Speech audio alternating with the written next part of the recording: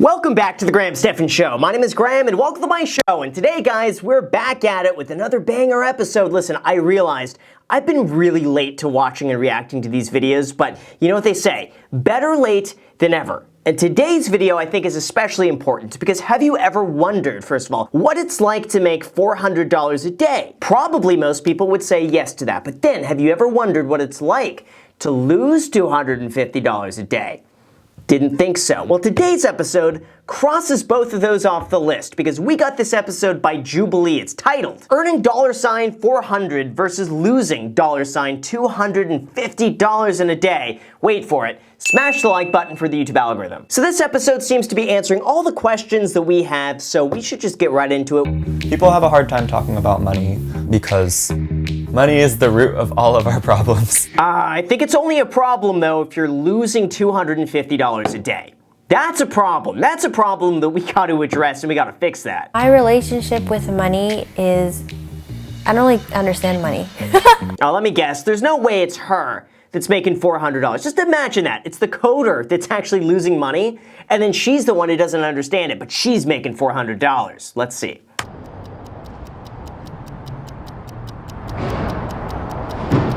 Oh, Jubilee needs to make more of these. I'm watching these episodes and I'm beginning to realize, like, these episodes are filmed so perfectly. The music is perfect, the cinematics are perfect, the interviews are perfect, the audio is perfect, everything about these videos. I wish they continued this. My name is Quinn, I'm 22 years old, and I live in San Francisco. I'm a software engineering intern at a small startup. Do you mind telling me how your day started? I woke up and then went in my car to get something and found out that it had been towed. Oh, you know what? I was joking in the beginning. I was joking in the beginning saying that, like, he's the one who's making $400. Maybe I'm wrong. Maybe I'm wrong about that. Listen, internships, especially unpaid internships, what a waste. I don't know. Part of me believes that, like, you should at least be getting something. Or maybe you just do it for like a week or two to see if you like the job. And then after that, it's like, come on, okay, fine, we'll pay you something for your time. But to do it just for the experience, just to put it on your resume, doesn't make much sense to me. Especially if his car is gonna get towed. I got a $90-something discount because it was the first time my car had been towed.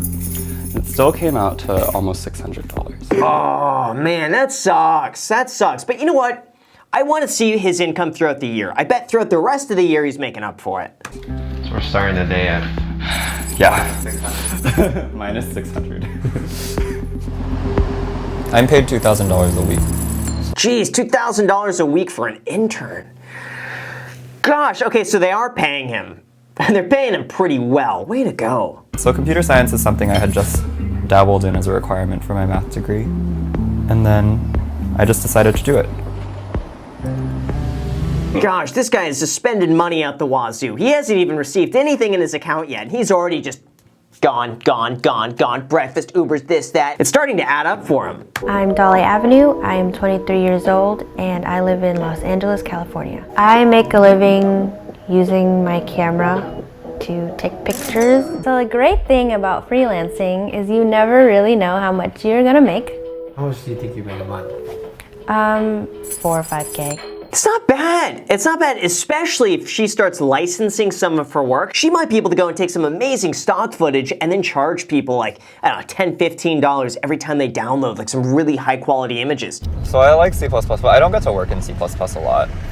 What kind of programming do you want to go into? Probably web application. There's a stereotype that like everyone in San Francisco is a computer programmer. When you're an Uber driver and you are talking about C++ or Python, jeez. Maybe it's kind of true. Hi! You look cute! Oh my gosh, what is happening? Getting into the office, I probably spend about 30 minutes to an hour just figuring out what I was doing last time I was working. Look at that. You could tell that's a tech office when it's just like a big open room and your desk goes up. That's a giveaway sign when you could work standing up. You're in a very creative spot at that point. Today we were shooting with Brooke, who wanted to make a calendar for her boyfriend. Calendar for her boyfriend? Do people use calendars anymore? I hate to be that guy. I'm sure it's a sweet gesture, but like, Listen, every time I get a calendar, if you ever give me a calendar for something, I feel so guilty about never using it. Sweet, thanks. Aw, it's an intimate space.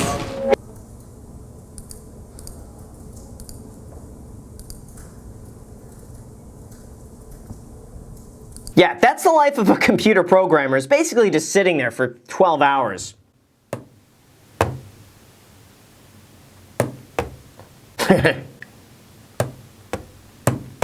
But then again, that's kind of what I do too. When I'm planning, it's just me and the computer zoned out for like 6 hours straight. It's not much different. No straight on, more angled. You're gonna be sitting and stuff anyways, so that'd be cool. Yeah. I see, it's one of those calendars, and we might have to blur that. It's falling on you. Engineering Slack this morning. Like, anybody else upgrade to Emacs 26? Oh my. It's working swimmingly. It's the same thing though with YouTube. Like you get these computer programmers, all they're talking about is like coding jokes here and there. The finance YouTubers, we all talk the same way. It's like, oh man, did you see Palantir drop the other day? Oh yeah, no, it's oversold. Yeah, no, I bought in. What do you think about your price target for that? It's literally the same thing, just substitute programming for finance. I think we're all like that. So my favorite part of my day as a software developer is when I get to solve the problem with someone else. So I guess I could be happier if I was just teaching high school. What's stopping you from pursuing that? I think it's important that you aim for things you're passionate about, but that need not be grounded in your career. Like, I would not want my parents to feel insecure about my future. I don't know, part of me feels like as soon as you start doing something as a career, the dynamic of that changes because all of a sudden you're making money from it and it's your goal to do well at it and sometimes do it beyond where it's fun because it's like now that's your career, now that's what you have to fall back on. So certainly even for me, like YouTube was something I did entirely for fun and for like 90% of it, it's still really fun, but it certainly changes the dynamic a little bit when you start making money from it. But overall, I'm sure he's doing great as a programmer and I'm sure he would be able to make some sort of app that he's happy of and that he's proud of that will change the world. Like Tinder. I don't know. My third semester of college, my dad was diagnosed with multiple myeloma, which is a type of bone marrow cancer, and I'm his only child, so it fell on me to take care of him. Luckily, he came out the other side. My decision to take care of him was very, logical, because that's the type of person I am, that's the way I solve problems. This guy is so analytical about everything. He's so logical. He is so just like, this is the best decision. I have computed all decisions, and this is the most ideal choice for me to make at this given point in time, given the information that I have accessible to today. I'm not saying it's bad. I'm very much the same way. So I get it. I'm ready. Ah! That's okay. Wait, it's busy. They're like,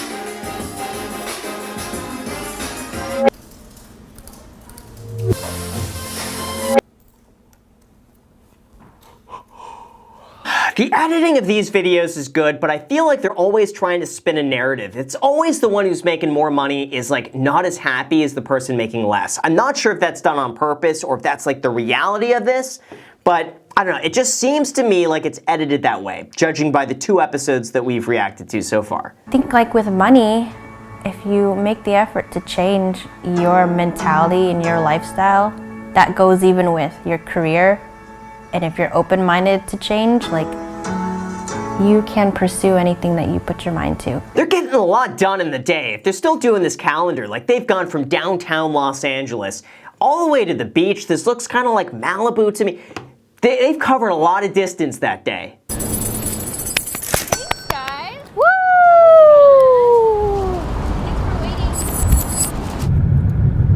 Thanks for waiting. Workday ends? What is this? 3:15 his workday ends? What sort of job is that? You finish at 3:15? No. 3:15 is just when you're getting warmed up. What time is it now? It's 7:54 now. Just getting started. PM, by the way. Do you believe that money defines yourself or others? Yes. Yes? I don't think so. I don't think money defines you. I think money is whatever you make it. If you place a lot of importance on that, then yeah, sure, it'll define you. But I don't think it needs to, and I think for most people, honestly, just being able to afford the basics, that shouldn't define you as a person. Money is part of what turns you into who you are. In almost every person that I've ever met. Like, I wish it were different. He's got a very sad view of things. I don't know, to me it's like, I don't know, I've always just naturally gravitated towards business. I find it so creative, I find it fun, and when I'm able to talk about the things I'm interested in, I don't know, I just get happy doing that. But at the end of the day, in terms of like who you are as a person, I don't think money like crafts you. I think it could certainly exaggerate your qualities, and like if you're a generous person, you'll be even more generous. If you're a shrewd, you'll probably be just as shrewd. I don't think it necessarily makes you, because otherwise if it did, we would find that all wealthy people all have like certain personality traits, and I don't think that's necessarily the case. It might be in certain aspects, but overall I don't think it defines you as a person. I don't think money defines you. I think your character defines you.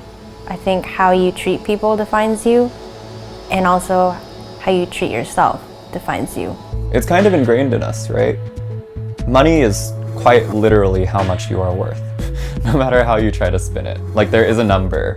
I don't know, I highly disagree. I'm with her. Like, if you're a good person, you treat people fairly, and you're honest, and you're transparent, and like you treat people with respect, and you're genuine, and I think that's worth way more than like $100 million. I would respect the person way more who's just honest and like a good person with nothing than the person who lies and cheats and steals with $100 million bucks. And I'm sure to some degree we all say that it doesn't, like, money can't buy happiness, right? But a lack of money can lose you some happiness. Are you happy? I think I'm happy. I wake up and look forward to my day. Could I be happier? Yes, absolutely.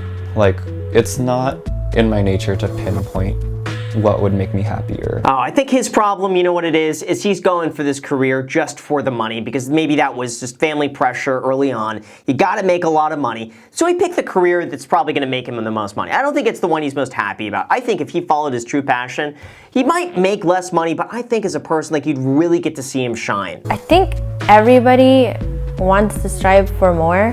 I think I'm happy in terms of I'm making art and I'm getting paid for it. I didn't really have anything and I was happy. Yeah, here's the thing, she's having fun with what she's doing. For her, work never feels like work. She's enjoying herself, she's creative. This is expression for her. And she's making money while doing it. On the other hand, you got a guy who's just doing this just for the money, and I think that shows. So what's your day looking like? $400 a day, every day. How much have I spent? 48 bucks plus the 600 from this morning. Puts us at $650-ish. Yeah, wow, I got that wrong. I told you guys, like, I don't watch these videos beforehand and then like craft these responses. Like, all of these are just my natural reaction. I got it wrong. $250. But now, in fairness, it's not like he's gonna get his car towed every single day. So I don't know if it's fair. I mean, it makes for a great title. I don't think it's fair to say he's actually like losing $250. It just sucks for him. It just happened to be that day. But it makes for a great title, though. How do you feel about that day? You know, besides the car, it was pretty good. How much money did you make today on that shoot? Well, for the most part, the 3 hours I made $400 and she paid for the studio, which is $80. We're still deciding moving forward with the image cost. Yeah, but here's the thing, she's not doing these jobs every day. That's where I really think the problem lies. It's like, the guy's car is not gonna get towed every day. She's not gonna have a $400 photo shoot every day. So why don't we have a balance between the two? I'll tell you why. It doesn't make a great title. But for purposes of this specific day and episode, they nailed it.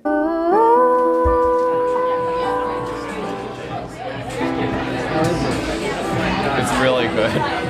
Oh, Jubilee didn't give me sushi. How many episodes have I done with Jubilee? And they have never once. I think the most they gave was during one of those Spectrum episodes where we all just got like water and like maybe a snack. I can't even remember. It was so early in the morning, but jeez. They're giving him sushi. I want sushi. Come film a day with me. Jubilee, if you want to do that, we'll add up how much I make in a day. Follow me around for the day. I would love to do that. All I ask in return is that you buy me sushi at the end of the day.